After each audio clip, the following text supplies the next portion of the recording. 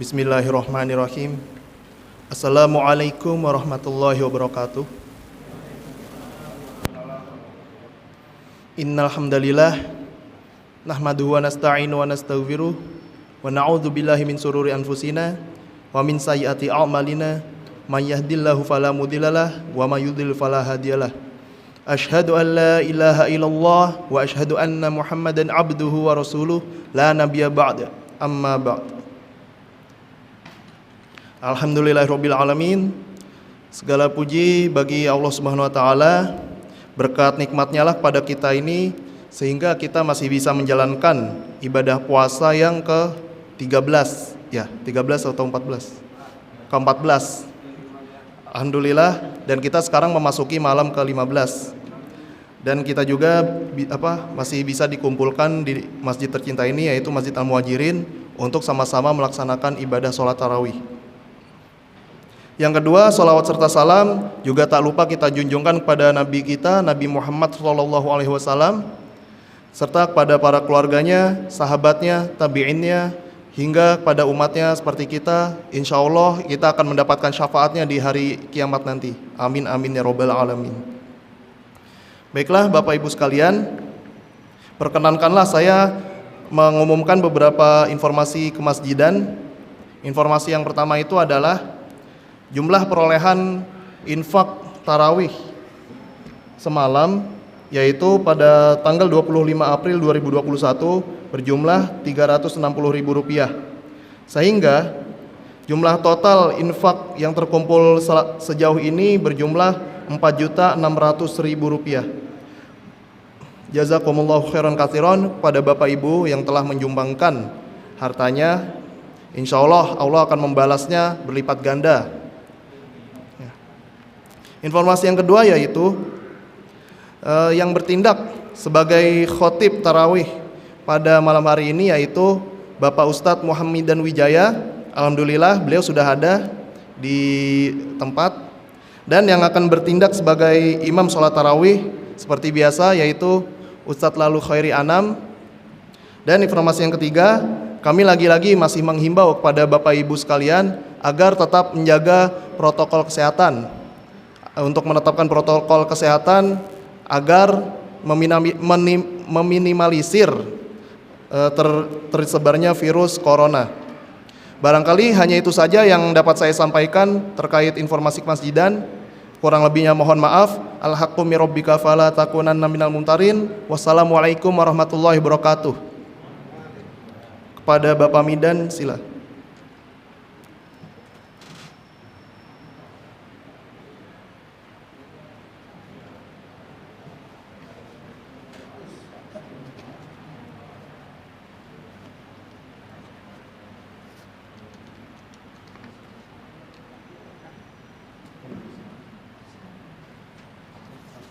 Assalamualaikum warahmatullahi wabarakatuh. Alhamdulillahilladzi hadana lihadza wa ma kunna linahtadiya laula an hadanallah. Asyhadu alla ilaha illallah wa asyhadu anna Muhammadan abduhu wa rasuluhu la nabiyya ba'dah. Allahumma sholli wa sallim ala hadzal nabiyil karim sallallahu ala Muhammadin wa ala alihi wa sahbihi ajmain. Amma ba'du. Qala Allah ta'ala fil Qur'anil Karim, a'udzu billahi minasy syaithanir rajim. Syahrul Ramadan alladzi unzila fihil Qur'an hudal linnasi wa bayyinatin minal huda wal furqan. Faman syahida minkum syahra falyasum. Wa qala Rasulullah sallallahu alaihi wasallam, man shoma ramadhana imanan wa ihtisaban ghufira lahu ma taqaddama min dzambi. Bapak-bapak, ibu-ibu, adik-adik jamaah salat Isya dan sholat tarawih di Masjid Al-Muhajirin yang dimuliakan Allah Subhanahu wa ta'ala. Alhamdulillah, pada malam nisfur Ramadan ini, di pertengahan bulan Ramadan ini, kita masih diberikan nikmat oleh Allah Subhanahu wa taala berupa nikmat kesehatan, nikmat iman, nikmat Islam. Sehingga hari-harian kita, keseharian kita bisa kita manfaatkan untuk menunaikan ibadah kita kepada Allah Subhanahu wa taala, baik itu berupa puasa pada bulan Ramadan ataupun kegiatan-kegiatan ibadah mahdoh yang lain. Sholawat dan salam semoga senantiasa terlimpah pada Nabi Muhammad SAW beserta keluarganya, beserta sahabatnya, dan tentunya melimpah kepada kita sekalian sebagai umatnya, baik sekarang sampai di akhir zaman nanti. Bapak-bapak, ibu-ibu jamaah Masjid Al-Muhajirin yang dimuliakan Allah, dalam surat yang kami bacakan tadi di awal, Allah menginformasikan apabila kita kedatangan bulan Ramadan maka berpuasalah. Diwajibkan bagi kita untuk melaksanakan pada siang harinya yaitu puasa, dan pada malam harinya untuk mendirikan malam-malam pada bulan Ramadan. Bapak-bapak, ibu-ibu hadirin rahimakumullah. Namun apakah puasa kita itu setiap harinya atau dari tahun ke tahun semakin meningkat atau tidak? Ini problemnya bagi kita.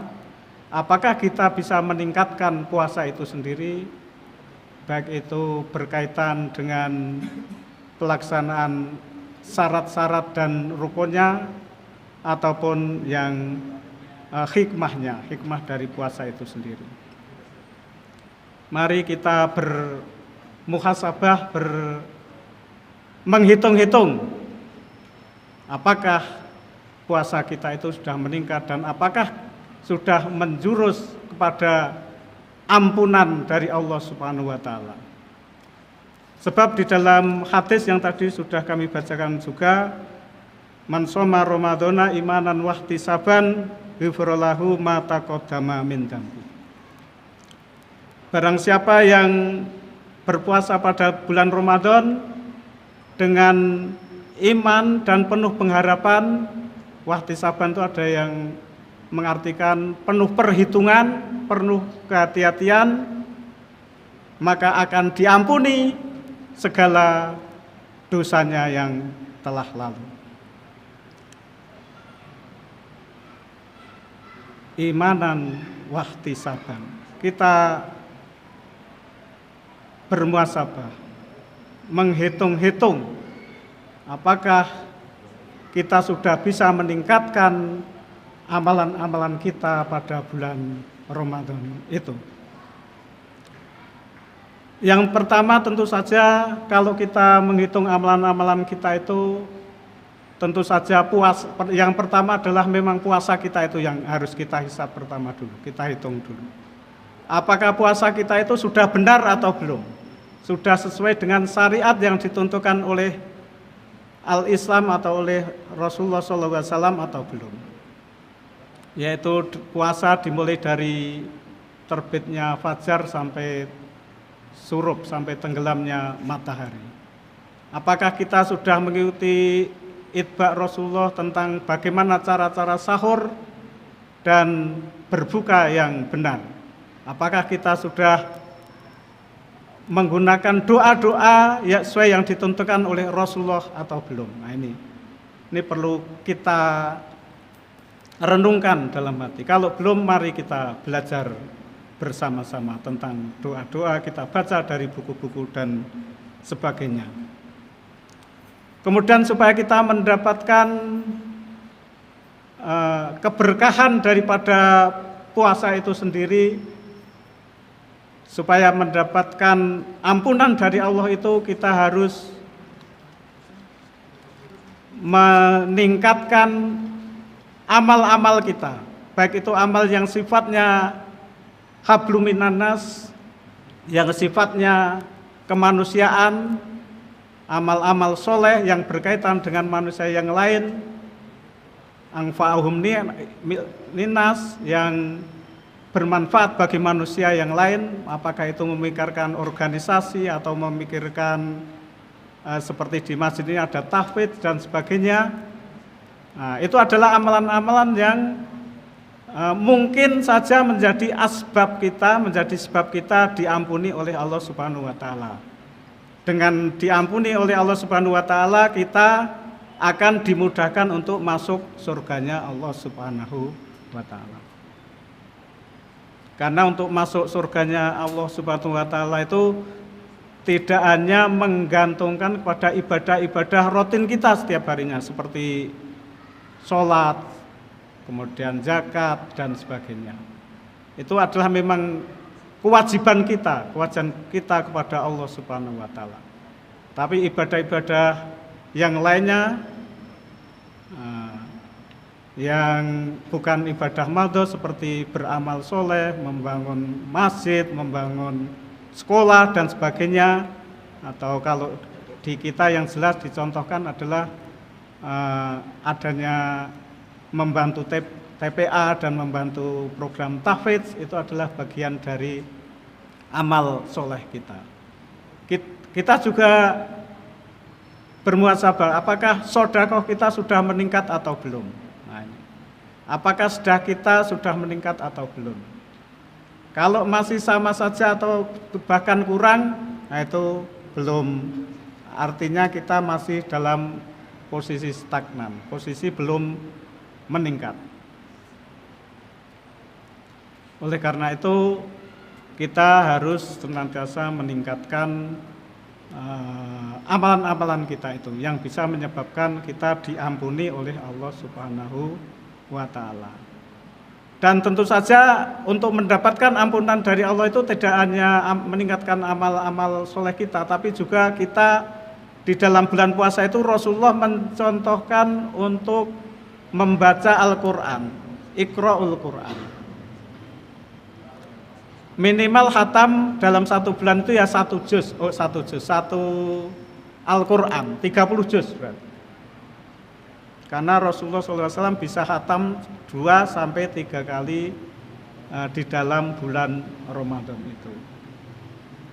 Nah ini, mungkin untuk 1 juz aja mungkin agak berat bagi yang jarang membaca. Tapi mudah-mudahan di bulan Ramadan ini didapatkan kemudahan-kemudahan untuk membacanya, sehingga target 1 Al-Quran atau 30 juz itu bisa kita penuhi. Bapak-bapak dan ibu-ibu jamaah majelis Al-Muhajirin yang dimuliakan Allah Subhanahu wa taala, pernah suatu ketika Rasulullah ditanya tentang, atau ada sahabat yang iri dengan umat-umat yang terdahulu. Kalau umat yang terdahulu itu hidupnya sampai ribuan tahun, sampai ratusan tahun, kita hanya puluhan tahun. Bagaimana bisa menyamai amalan-amalan mereka itu yang hidup pada sebelum kita itu, yang hidup ribuan tahun? Tentu amal solehnya atau perbuatan baiknya mereka itu akan lebih banyak. Nah inilah kemudian Rasul menjawab menggunakan surat Al-Qadar, yaitu dengan diturunkannya malam Lailatul Qadar. Lailatul Qadri khairum min al-fisahar. Dengan logika bahwa kalau kita menjalankan ibadah pada bulan Ramadan itu dengan sebaik-baiknya, dengan menjaga malam-malamnya dengan ibadah-ibadah, baik itu sholat tarawih, kemudian beribadah yang lain, maka nilainya adalah akan setara atau lebih baik dari 1000 bulan. Artinya sudah 80 tahunan kalau kita hitung tahun. Amalan kita itu dalam semalam, karena hatta matlail fajr, berarti satu malam sampai fajar, dari habis maghrib sampai fajar itu. Kalau dalam Ramadan ini kita minimal senantiasa melaksanakan sholat tarawih dan membaca Al-Quran, itu adalah sudah merupakan suatu kebaikan.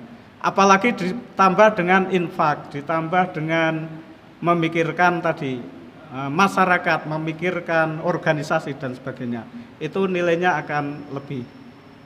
Kalau kita hidup itu sekitar 65 tahun, dari usia balik kita yang dihitung 15, maka hampir 40 atau 50 tahun. Kalau dikalikan 80 itu sudah 3.200. Artinya nilai manfaat kebaikan yang kita laksanakan pada bulan Ramadan itu akan bernilai lebih dari 3.000 tahun. Sudah melebihi hidupnya Nabi Adam. Nabi Adam itu kira-kira ya hampir 2.000 tahun. Jadi kita kalau dalam setiap bulan Ramadan artinya senantiasa melaksanakan minimal sholat malam, siangnya puasa, membaca Al-Quran, malamnya sholat malam dan tarawih dan membaca Al-Quran, yang amalan-amalan yang paling mudah, nah itu pasti akan mendapatkan yang namanya Lailatul Qadar itu. Tidak usah dicari, itu pasti akan mendapatkan. Karena Lailatul Qadar itu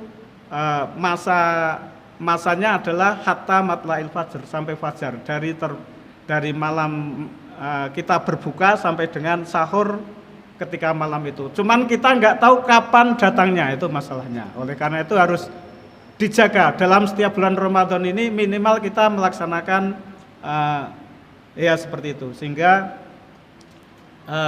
bisa dihitung atau dinilai 80 tahun itu pahalanya. Itu maksudnya pahalanya, bukan umurnya. Jadi kalau zaman dahulu ada teori Darwin itu mengatakan manusia bisa berubah dari kera atau dari katak dan sebagainya, itu adalah sampai sekarang tidak dapat dibuktikan. Tapi yang terbukti apa? Teori Islam itu yang terbukti adalah manusia, evolusinya adalah evolusi dari yang tadinya orangnya tinggi-tinggi seperti Nabi Adam, Nabi Musa itu bisa 3 meter sampai 5 meter tingginya. Sekarang tinggal menjadi di bawah 2 meter. Jadi evolusinya ke situ, bukan evolusi perpindahan. Atau yang tadinya hidupnya ribuan tahun berevolusi menjadi hanya hidup puluhan tahun. Tapi oleh Allah pahalanya tetap lebih, kalau dihitung-hitung lebih besar dari kita. Syaratnya kita menjaga ibadah-ibadah atau pada bulan Ramadan itu. Di evolusi menurut Islam itu seperti itu, bukan perubahan fisik, bukan perubahan bentuk, tapi perubahan bentuk apa itu fisik yang artinya tinggi menjadi pendek. Kalau zaman dulu tinggi-tinggi, binatangnya juga tinggi-tinggi, ada komodo, ada anaconda dan sebagainya. Tapi orangnya juga tinggi-tinggi, jadi wajar. Tapi kalau umat sekarang kecil-kecil, lihat komodo ya kayak raksasa, lihat anaconda kayak raksasa. Tapi kalau orang dulu mah biasa aja, kayak kita melihat ular kecil aja. Nah itu adalah bagian daripada evolusi amal soleh. Istilahnya amal soleh kita itu nanti akan dilipat gandakan oleh Allah. Bahkan kalau bulan Ramadan itu kan bisa 70.000 kali lipatnya yang daripada amal-amal di luar Ramadan. Itulah yang harus kita kita benar-benar menjaga pada bulan Ramadan itu agar minimal senantiasa menghidupkan malam-malam bulan Ramadan itu dengan sholat tarawih, infak, sedekah dan membaca Al-Quran. paling tidak itu. Nah, dengan menjalankan itu minimal kalau dalam 30 malam berturut-turut itu pasti sudah akan mendapatkan Lailatul Qadar. Mungkin dari kami itu saja, semoga ada manfaatnya tentang muhasabah kita atau tentang ya istilahnya hitungan kita supaya kita diampuni Allah, kemudian mendapatkan ridho Allah dan mendapatkan surganya Allah, jannahnya Allah Subhanahu wa ta'ala. Amin ya rabbal alamin. Bila ada kesalahan mohon maaf. Akhirul kalam. Assalamualaikum warahmatullahi wabarakatuh.